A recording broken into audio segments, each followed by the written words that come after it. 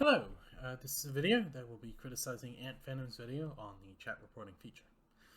I believe the video has several serious flaws in its arguments, and I would like to step through them and address them.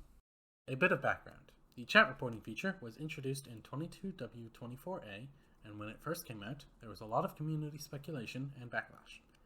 This was caused by bad communication, several concerning report categories, and more. Additionally, there were several exploits that could be used to falsify chat reports.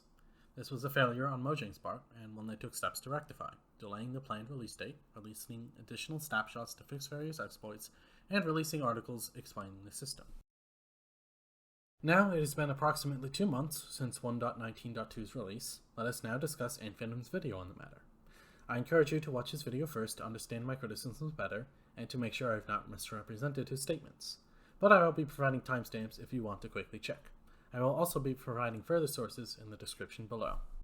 The first part of the video that I would like to criticize begins at 1:43 with the statement, one side arguing that this update would protect the kids, and the other side arguing that their safety was actively being compromised with the update, given Minecraft has always thrived on being a game for all to enjoy no matter how niche their community. This somewhat unfairly biases the supporting side of this argument, as protecting the kids is important, but there are several additional arguments that could be used. For example, when a server admin is being verbally abusive in chat. If that were the case, there are very few options available when the server owners with moderation power are being abusive. Yes, when this update first released, player safety was in jeopardy because of these exploits, and Mojang did take steps to fix them. Not all of the exploits of the system seem to be patched, and this, I believe, still needs work from Mojang to resolve. But I will admit my lack of understanding here, since I am not a cybersecurity expert. And I would also argue that to be a game for all to enjoy, some amount of chat moderation is necessary for people to feel comfortable logging into Minecraft, as verbal abuse will drastically harm your experience of Minecraft. At 2:02, AntVenom asks, what happens to the niche communities that don't do anything illegal, but are otherwise only expressing their own free speech on the privacy of their own server with their own rules? If those niche communities are not doing anything illegal and do not report to each other, then nothing will happen. Minecraft is not obligated to uphold your freedom of speech, and when you agree to the Minecraft community standards for using Minecraft, it does somewhat restrict what you can say. And with regards to what will happen to 2B2T, which he mentions after that statement, I am uncertain. Most likely, if it ever updates, the clients the players will use will automatically strip message signatures and make chat unreportable, as well as any plugins installed by the admin to make sure no messages can be reported.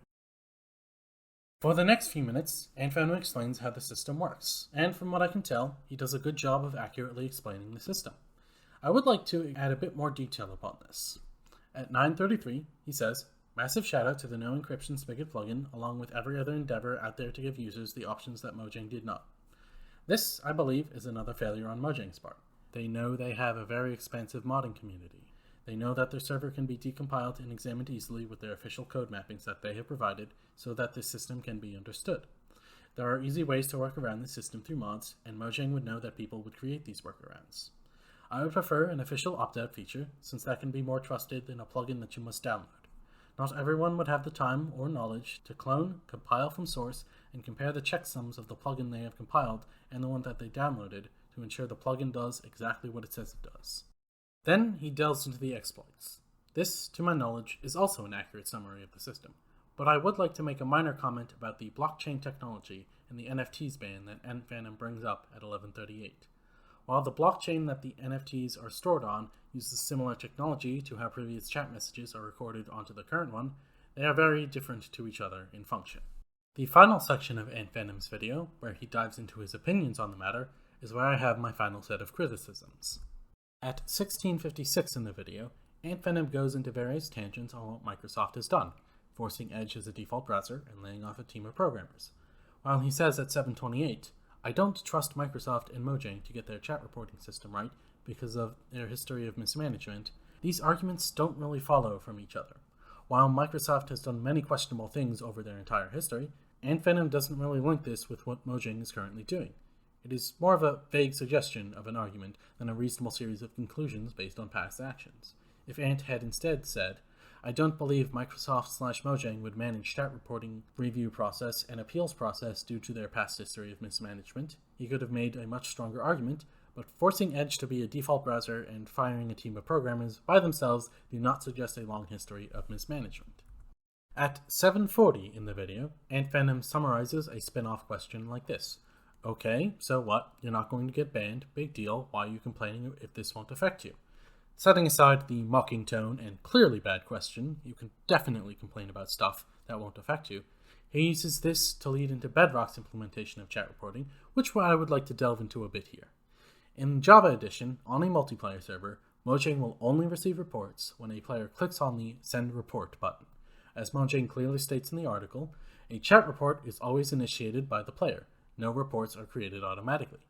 This is somewhat different to Bedrock Edition, where in the article, under the Proactive Moderation section, Mojang explicitly states they use a proactive chat filtering system on Realms and partnered Bedrock servers to classify messages. In short, in Java Edition, on a non-Realm server, a user must always submit a report, whereas in Bedrock Edition on partnered servers, chat is actively checked for messages. I would like to contrast this with AntVenom's reference of the Mr. Epic's video on the chat moderation system in Bedrock Edition. This is a bad comparison because the systems have very clear distinctions and cannot be compared directly. Bedrock's chat moderation had its own issues, but it by itself cannot be used to demonstrate that Java's chat reporting is bad. In AntVenom's video at 1840, here is a line I have many issues with. If players can get banned for very little in Bedrock Edition, what's to say it won't happen in Java Edition as well at some point?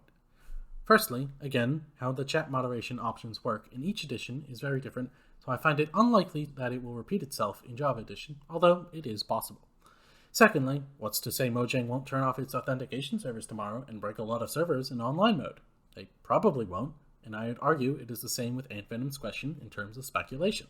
This question is balanced on a slippery slope with no evidence either way to prove or disprove. It is thusly pure speculation, and I will condemn this question as such. I would say for the most part, I like the content that AntVenom produces. His videos diving into the history of the Faithful 32X pack is a great piece of educational content, and I enjoyed it a lot. That doesn't make AntVenom immune from making bad videos though, and I believe his one on chat reporting is one of those bad videos. This video contained numerous bad arguments and vague gesturing at some other potential arguments. The current chat reporting system has a number of flaws and exploits. This is understood. However, AntVenom does not make good arguments against this system.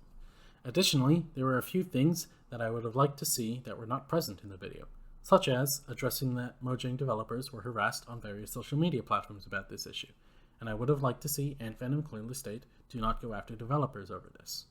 One last thing, AntVenom has been developing this script over the past 2 months, and even after all that time, basic things like what the differences are between the Bedrock and Java chat reporting systems went unmentioned. I would hope in the future AntVenom would be more mindful of this, and to double-check basic assumptions that he has. But I will not give him too much fault for this, since it can be very easy to be blind to your own biases. If you have criticisms about my video, articles that I've missed, sources that I've misquoted, please let me know and I will issue corrections in the description. Thank you for listening to this video, and please keep an open and critical mind about the media you watch.